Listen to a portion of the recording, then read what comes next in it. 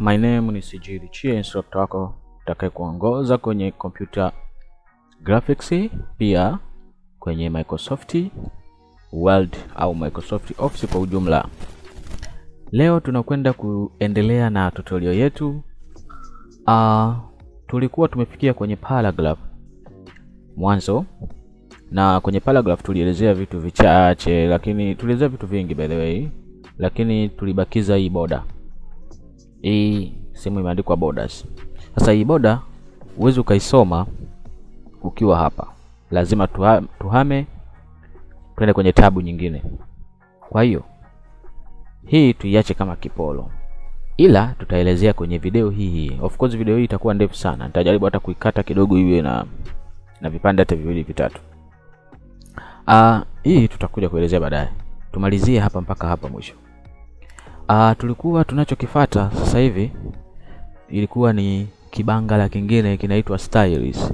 Hapa kwenye styles ni kitu cha kawaida. Yaani style ni kama style ambazo unazojua wewe kwamba mtu anatoka na style gani, leo anatoka na style gani. Kama unavyotaka kuvaa, leo unatoka na style gani, kesho unatoka na style gani. Kwa hiyo na maandishi yako unaweza kuchagulia style jinsi ya kuwa yaweje wakati huo. Kwa mfano, kuna hii hapa imeandikwa ABCD ABCD ABCD.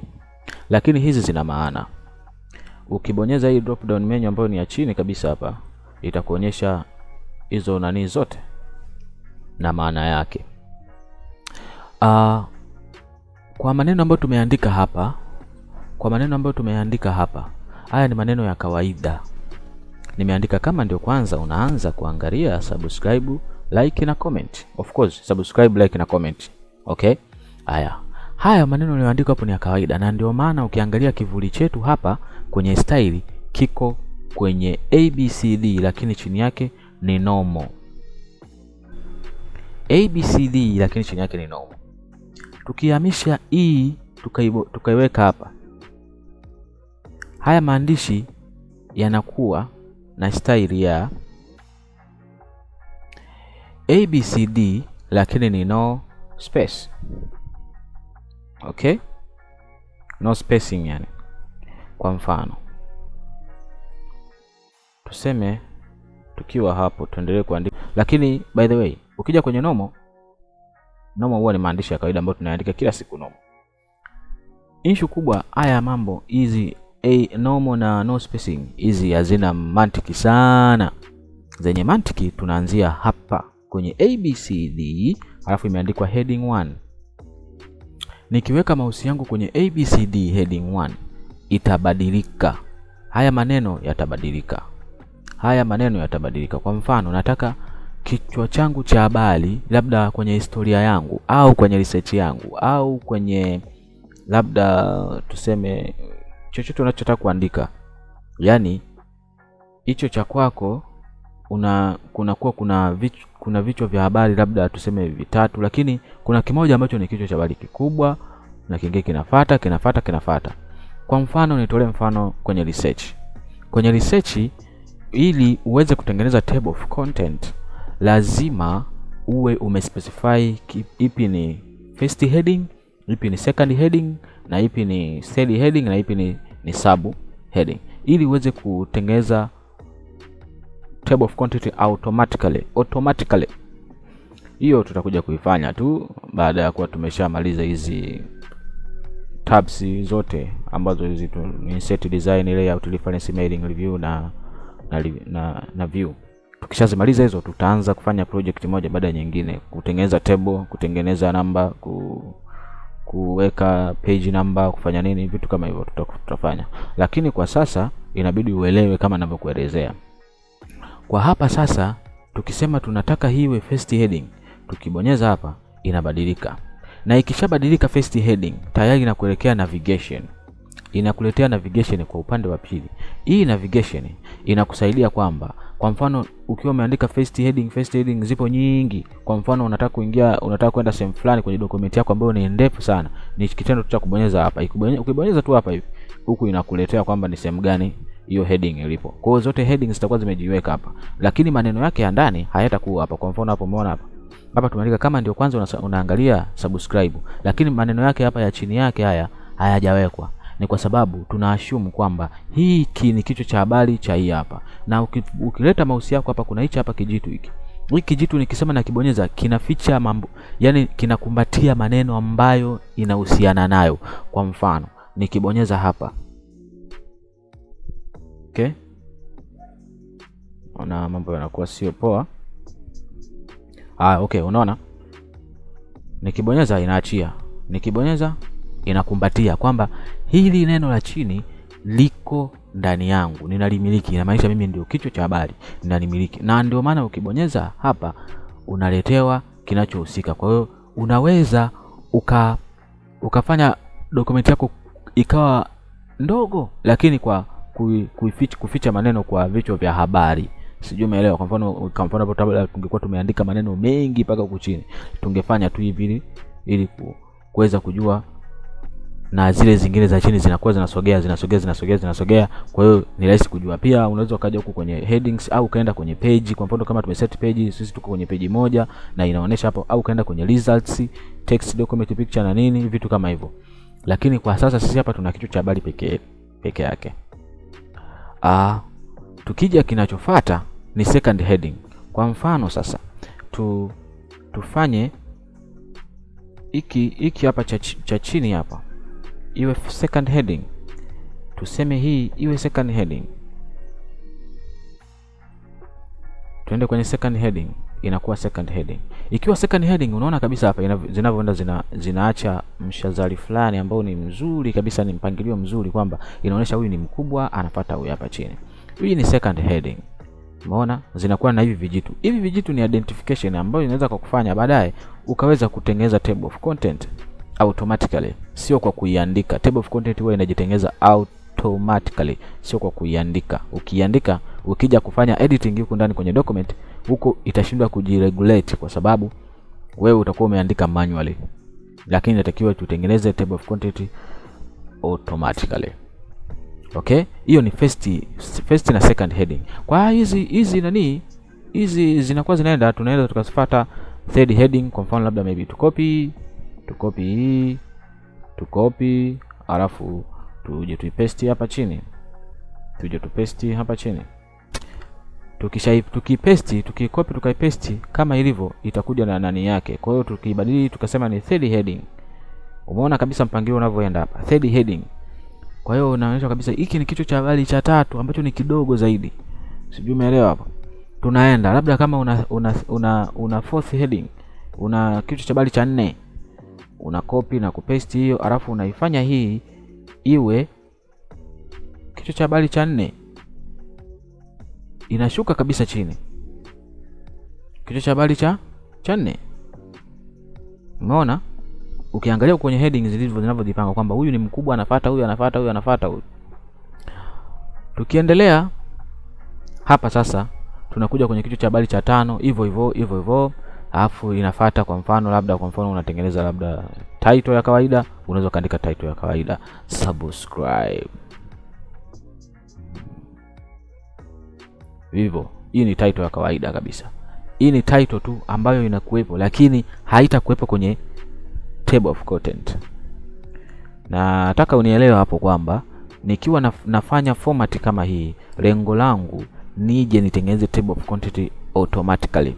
Lakini nikiandika hivi kawaida, hiki hakitakuwa kwenye table of content, ila kitakuwa kimemezwa na hivi vichwa vya habari kuanzia cha kwanza mpaka cha 5. Kwa hiyo inategemea umekiweka wapi. Kwa mfano hapa tukiangalia hii subscribe iko kwenye kichwa cha habari cha 4. Tukificha inakificha.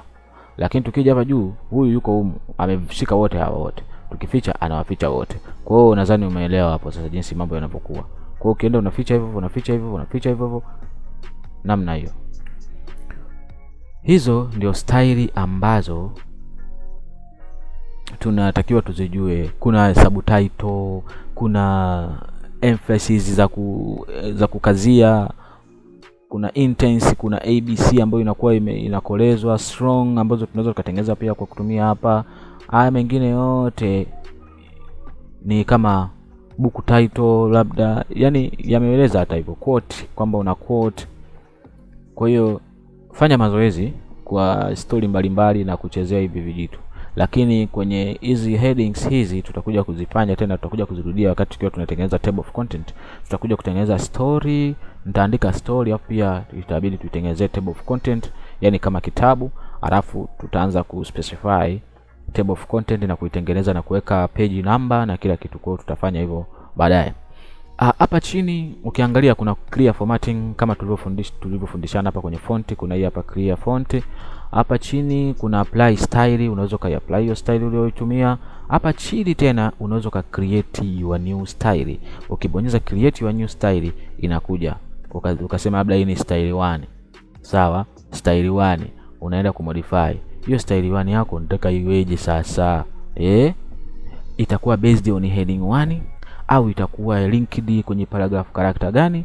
Kwa hiyo ni mambo mengine ambayo ni ya kiprofessional sana na sitaki nikuchanganye. Haya mambo mengine huwa tunajifunza baada ya kujua basics za Microsoft. Wewe mwenyewe unakaa unasema nataka style fulani au nataka style hivi au nataka hivi. Kwa hiyo nikisema ninakufundisha hivi nitakuchanganya zaidi. Utaona mambo ni magumu sana. Kwa hiyo hapa hii tuachane nayo. Ukitaka kujua comment hapo chini, nitatoa tutorial ya hii, lakini kwa watu wengi huwa wapendi kuchanganya sana. Tuachane nayo hiyo. Kwa hiyo kwenye style hapo tunakuwa tumemaliza. Tunakuja kwenye editing. Kwenye editing yetu hapa kwenye kibangara cha editing, tuna find, tuna replace, tuna select. Kuna vitu vitatu. Maana ya kufind ni nini? Maana ya kufind ni kutafuta au shortcut yake ni control F. Control find, si ndio? Kutafuta. Kwa mfano hapa labda nataka nitafute neno labda please. Nita find. Sawa? Itakuja hapa naandika please. Tayari imeshaniletea please iko wapi kwenye document yangu. Alafu pia kwenye headings inanionyesha please iko kwenye headings gani. Sijui unanielewa hapo? Hapo tuko sambamba nadhani. Hiyo ndio find. Alafu kuna replace. Kwa mfano nataka ni replace neno hapa kwenye document yangu. Kwa hiyo sasa unakuta labda kwa mfano una document ni kubwa. Kwa hiyo uweze ukasema kwamba kila sehemu unaenda unaangalia una replace. Kwa hiyo tunatumia replace kureplace sehemu kubwa. Yaani kwa mfano kwenye maneno yoyote ambayo ulikosea. Kwa mfano labda tuseme labda nilikosea kuandika labda please au subscribe. Sawa? Nina replace. Kwa mfano hapa imeandikia replace find what. Ina find labda tuseme hapa imeshaonyesha kwamba find please. Si ndio? Tumefind please, si ndio? Haya, tuna replace na nini kwenye please? Labda tuseme kwenye please tuna replace like. Kwa hiyo tutakuja hapa chini tutaandika like na kucomment. Umeelewa? Like na kucomment. Alafu sasa kama document yetu ni kubwa sana, tunaandika kama kuna sehemu nyingi ambazo tumeandika please subscribe, please subscribe, please subscribe. Kwa hiyo inabidi tu replace na neno like na comment. Yani ku replace ni kuweka mbadala, yani tunaweka mbadala. Tunatoa please, tunaweka like na kucomment. Kwa hiyo kama ni sehemu hiyo please iko sehemu kubwa au sehemu nyingi, tunatumia replace all. Kama ipo sehemu moja unaandika tu replace, unabonyeza tu replace. Hapa kuna vitu vingi tu hapa. Kuna replace, kuna replace all, kuna find next, hivyo. Kwa hiyo sasa kwa mfano umesha replace hii, una replace tuseme to replace all. Tukireplace all inakwambia kabisa kwamba ime replace sehemu ngapi. Hapa inakwambia all done. We made 3 replacement. Ni 3 replacement ni kweli. Ukiangalia hapa like na kucomment hii hapa, like na kucomment hii hapa, hivi hapa ime replace hapa. Okay? Like na kucomment hii hapa, like na comment nyingine hii hapa, like na comment nyingine hii hapa. Kwa hiyo ime replace sehemu 3. Unataka kuendelea, unabonyeza find next.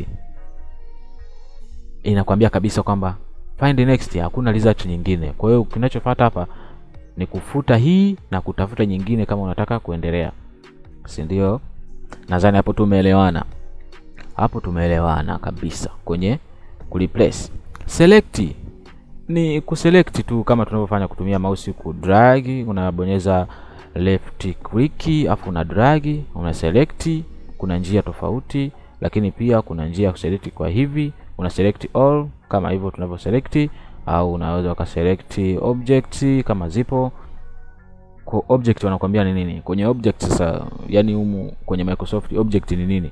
Object wanakuambia hapo, object ni links, shapes and text areas. Text areas, sawa. Text areas tutakuja kuzisoma tutakapokuwa tumefika kwenye PowerPoint, tutakapokuwa tumefika kwenye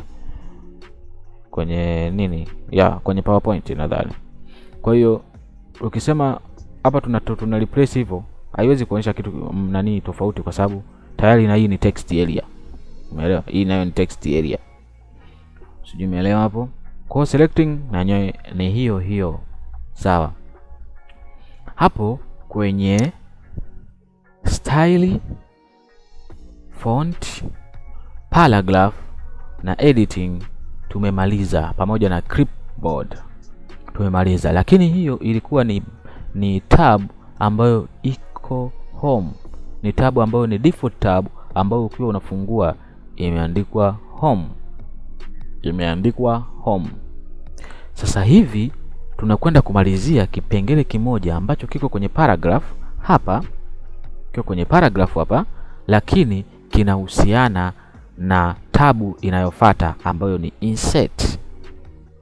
Hapo tuko pamoja. Tumetoka kwenye home tunakwenda kwenye insert. Sasa hiki kipengele tutakisoma tukifika kwenye insert. Karibu sana. My name ni Sijili Chia 6, instructor wako wa Microsoft Word. Karibu sana. Usiache kucomment kama utapata tatizo lolote, kama hutaelewa au kuna kitu kinakushinda, unajua hivi vitu vingine vidogo vidogo kuna vitu vinakushinda, comment hapo chini, nitafanya tutorial kwa ajili yako.